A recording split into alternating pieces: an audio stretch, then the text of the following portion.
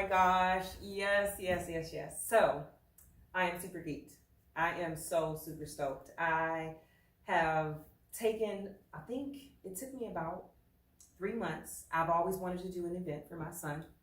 And I am so grateful that I'm actually have this opportunity to speak to you guys today. Thank you so much, everybody, for coming and just tuning in and listening to my story, a mother's story. And I like to start with my name. I'm Rayshone Oliver, and my son is Elion Oliver. He is 14 years old now, and at the age of about 5. Okay, he was about 5. I'm telling you, as you get older, the memory doesn't stay the same. But I think it was about 5 when the doctor told me that my son was autistic. And well, no, his exact diagnosis was pervasive developmental disorder. If anybody knows this, PDD is the acronym. And I guess at the time it wasn't really prevalent. It was like 2009. It's important. I mean, I knew about autism, but it wasn't that close to me. It was like, wait a minute, my son has autism, and I'm going to tell you something. So when I watched the videos prior to giving this event, because I like to do some research, I don't want to come up here and just sound like some idiot and not doing anything, knowing anything about the ailment and just telling my particular story. So I like to watch other people's stories so that I can know how they handle these particular situations. And the women that I watched, FYI, there were not many African American women willing to share their story. But that's not necessarily relevant content, but except for the fact that we need to get better at that. That's it. But however, the women's stories, every time they started, they all said, the doctor told me that my child was autistic, and I was devastated. I was torn to the ground. I just had no idea. Like, I didn't know what I was going to do. And that's not my story. That's not my story. And I'm like, am I weird because that's not my story? Because I'm going to be completely honest. I knew it was something wrong with my son before I took him to the doctors. They didn't have to tell me the name for autism. I knew it was something.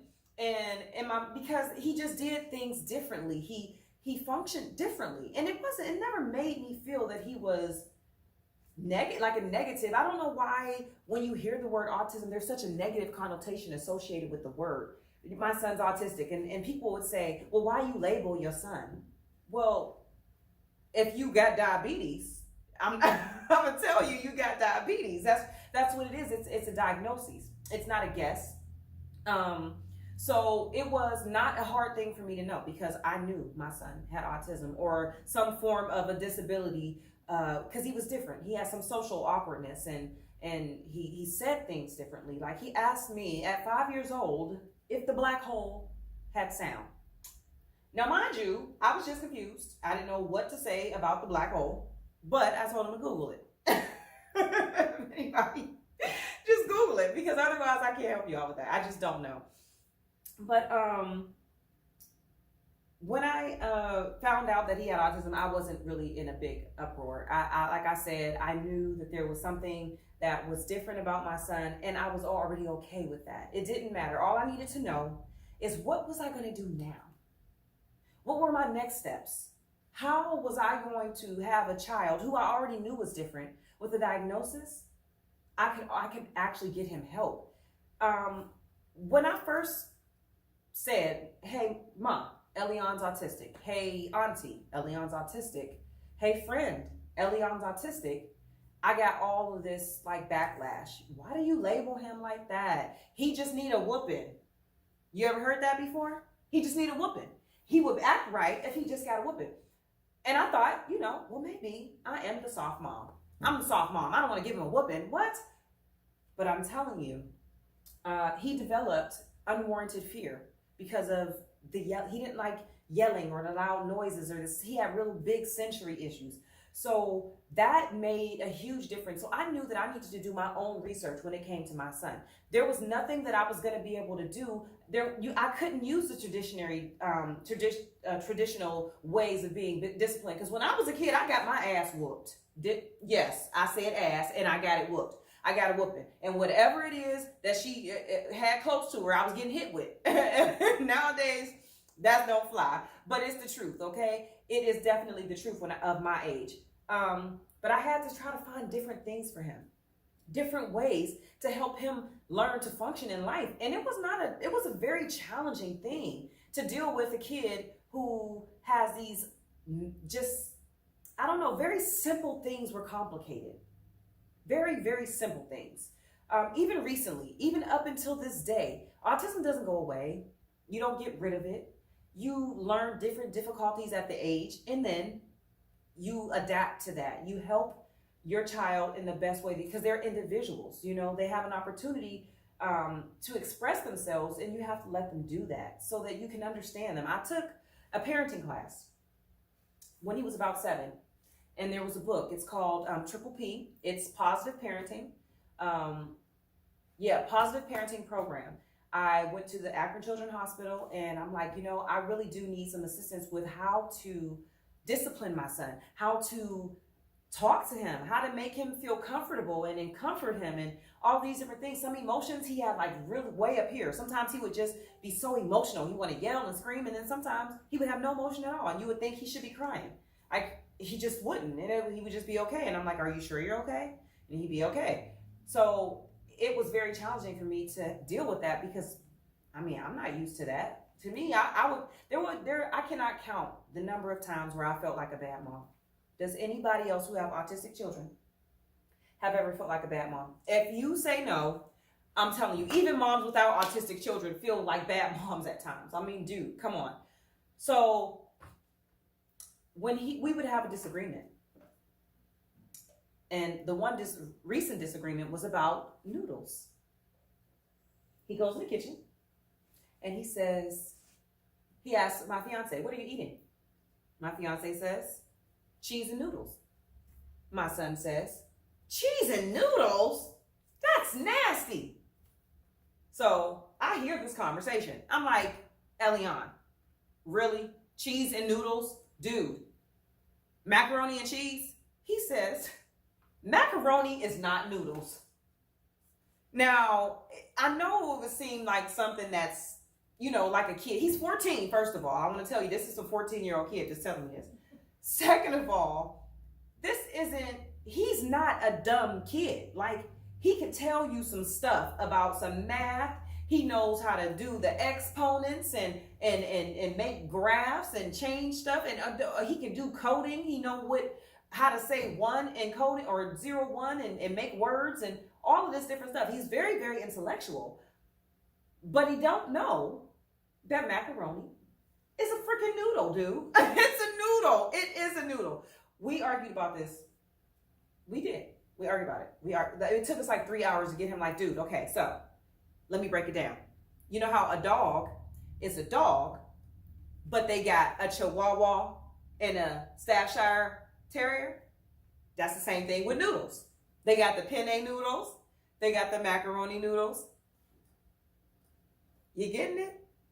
Yeah, he eventually got it. It took some time, but he got it. But that's what I'm saying. Like these little things that people might think, that's nothing. But wait until there's a moment that's urgent. And your son or your daughter or your child who has this disability doesn't respond as fast as you need them to. Move! Move! And they stand there and they say, why? What happens when you need them to really move? How do we get to that point where we have a better communication with our children? And the only way is to learn them as an individual. That is what I think the goal of this is. I want to put the awareness out for autism, and I want people to understand that autism doesn't have a look. It doesn't have, there are some social cues, but you don't have to be physically disabled to have this disorder. And because my son is 14, he's African American, and he is taller than me now. This is my duty as a mother to speak to other mothers who have autistic children. Because I've been recently watching videos, and this one, it just I probably shouldn't have watched it. Maybe this is what I'm supposed to be doing. Maybe I was supposed to watch that. But in the movie The 13th, I watched it on Netflix. It is a movie about mass incarceration, which has nothing to do with autism. But there was one young man on that video.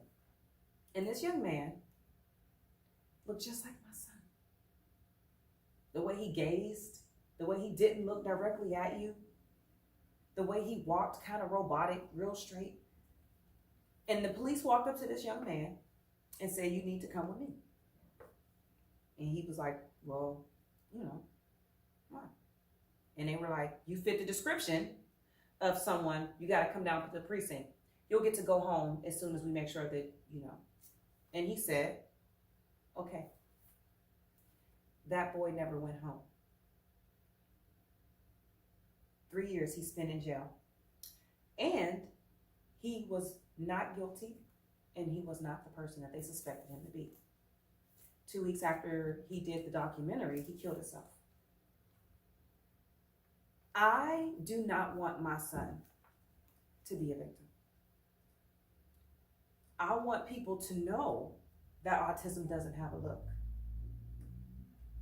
I want people to understand that sometimes when you get autism, it takes them longer to answer.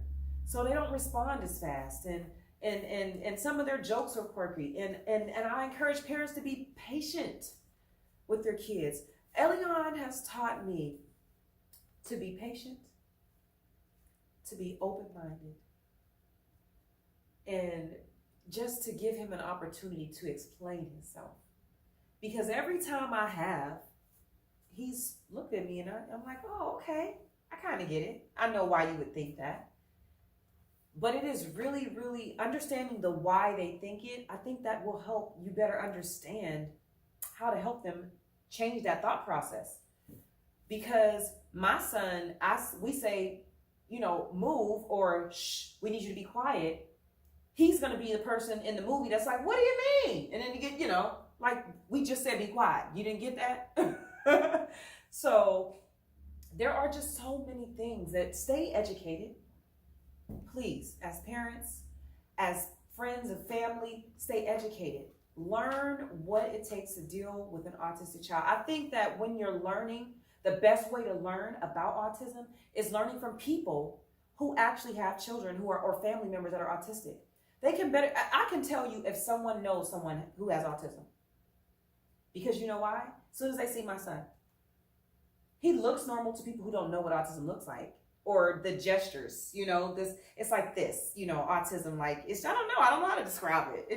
He's just kind of quirky, you know, he walks real robotic, and when he speaks, he doesn't really give you that direct eye contact. They're very small details, but people who associate with people with autism, they know it off the bat. You're just like, "Oh yeah, he got a little bit of autism." It doesn't make you bad. It doesn't make you wrong. It just makes you autistic. And who cares about that? But it needs to be said, because I don't know how to help the world understand that autism doesn't have this defect in the physical appearance. But it does have some things that you should look for. So educating the community, educating people about autism is really important. 1 in 68 people have autism in the United States. So that means 1 in every 68 people that you meet on a daily basis have autism. And those are just the diagnosed cases. I can tell you, I knew my son had autism because I bet you his daddy had autism. I'm just serious. They think the same. Their logic is so different. It's just different, you know? So I wanted just to take this opportunity to keep everyone, just give it just an opportunity to tell my story, a mother's story, somebody's story that's, maybe it will help you. Maybe you will be able to relate. One of my biggest things, and this is what I'm gonna leave you guys with, because this is the biggest part of it. This is the most, if there is anything else you take from this video, you got to take this. And I'm going to set my stuff down. So every time we move into a new house, we have a fire drill in our house. And so we're in the basement, and I'm talking to my daughter and my son. And so I say, hey guys, if there's a fire in this house, what are you going to do? My daughter says, she answers first. She says, I'm coming to look for you. So we kind of laugh it off, and then I get to serious. You know, there's a mommy mode, so you like, ha ha ha, then you get serious. And I'm like, no, baby. So listen, I get that that's a good idea, but don't come look for me. You go directly outside. You tap your doorknob to see if it's hot. If it's not hot, you can go out that way. If it is hot, go out your window to the front yard, stay there, wait for me. Do not look for me. Do you understand that? And she agrees. And we got my son. He's lit, you know, he's in on the conversation. And he says, I said, well, Elian, talk to me. Tell me, what would you do? Because he's one, you know, I really want to know what both of them would do, but I really was interested in what he would do. And he said, I know what I would do, Mommy. I would run, and I would hide in that cupboard right there in the basement. And at that moment,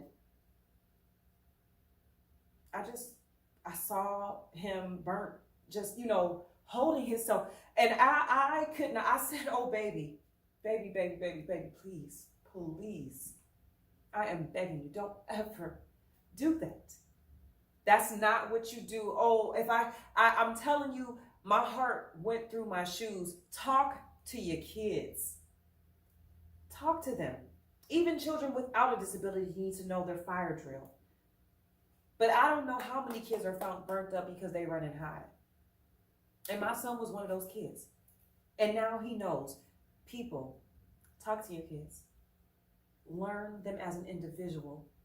Autism is not, it is a spectrum for that reason. Find the qualities that your child has and find the solutions that are going to help them be a more productive person in society. Because there are autistic children right now that are going to be building rockets. My son is a genius. He's a genius. He is absolutely the most intelligent person that I have ever met when it comes to math and science and all these different things. He want to learn. He do it in his free time. I'll be like, who want to do math when you ain't in school? I mean, I'm serious.